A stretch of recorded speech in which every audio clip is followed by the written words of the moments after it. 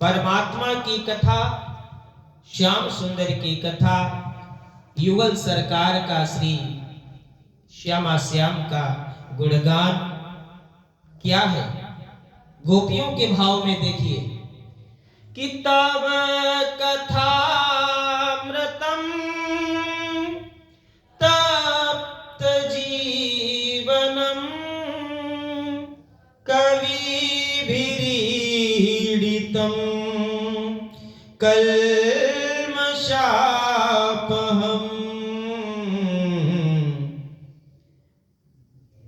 श्रवणमंगलम श्रीमदाततं भुवि गृह्णन्ति ते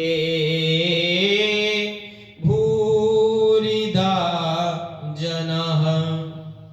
गोपियां कहती हैं तव कथामृतम तप्त जीवनम। देखिए, एक स्वर्ग का अमृत है। स्वर्ग का अमृत अमीर उमरावों के लिए है।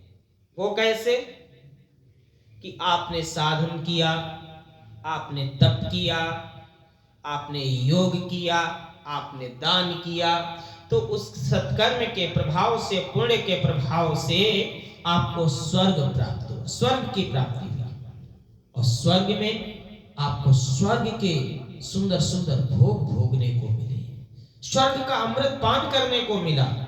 लेकिन जैसे ही आपके पुण्य क्षीण हुए, जैसे ही आपके पुण्य खत्म हुए, तो क्षीणे पुण्य मृत्यु लोके विशन्ति, वापस मृत्यु लोक में आ गए। यानी कि जब तक आपके जेब में पैसा है तब तक आप अच्छे से अच्छे भोग भोग सकते हैं, अच्छी से अच्छी जगह रुक सकते हैं। और जिस दिन जेब का पैसा खत्म, उस दिन सारी सुविधाएं बंद। उसी प्रकार से जिसने पुण्य अर्जन कर लिए, पुण्य का खजाना इकट्ठा कर लिया, उसे स्वर्ग का अमृत मिल गया। अमीर लोगों के लिए है। लेकिन कथामृत, तब कथामृतम तप्त जीवनम, लेकिन कथामृत ऐसा है, भगवान का चरित्र अमृत ऐसा है कि जो त्रिविध ताप से संतप्त प्राणी हैं, ये दीनहीनों के लिए है। जो दीन है, बेचारे हैं, हीन है, उनके लिए है। न जो योग कर सकते, न जप कर सकते, न तप कर सकते, दान करने के लिए उनके पास नहीं है, तो उनके लिए बस एक ही साधन है, भगवान के चरित्र और भगवान की कथा। जो त्रिविध ताप से संतप्त प्राणी हैं, उनका जीवन है कथा। अरे स्वर्ग का अमृत पीने के बाद भी गिर जाते हैं, लेकिन ये कथा अमृत जो पान कर लेता है, उसका तो आवागमन ही खत्म हो जाता है, आवागमन ही खत्म हो जाता है।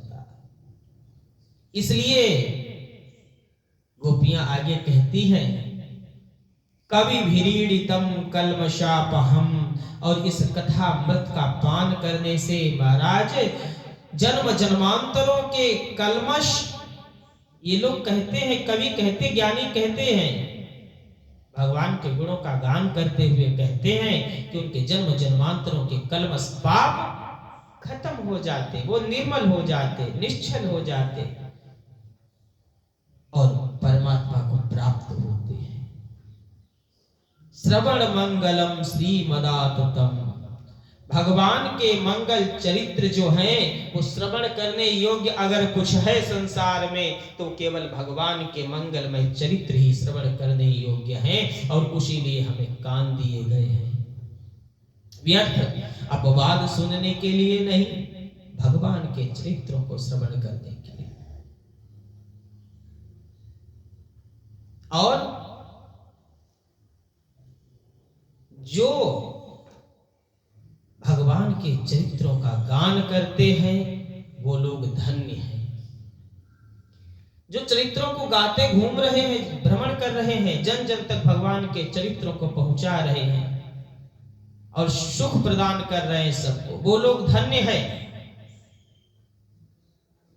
भैया, एक राज की बात बताते हैं कि सबसे बड़ा दान है ये। जो लोग लाखों करोड़ों लेते हैं ना, भगवान के चरित्रों का जो बिजनेस करते हैं, सौदा करते हैं, उनसे बड़ा कृतज्ञ कोई नहीं है। इसलिए ये सबसे बड़ी सेवा है, चरित्रों का गान करना और जन जन तक पहुंचाना, भगवान के भक्तों को भगवान से मिलाना, ये सबसे बड़ी सेवा है। अपनी अपनी सोच है, अपना अपना विचार है। आगे हरी इच्छा।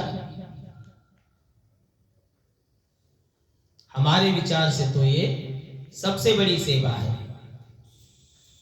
बाकी लोग जो समझे सो समझे, सबसे उत्तम है सेवा। इसलिए कभी परमात्मा के नाम का परमात्मा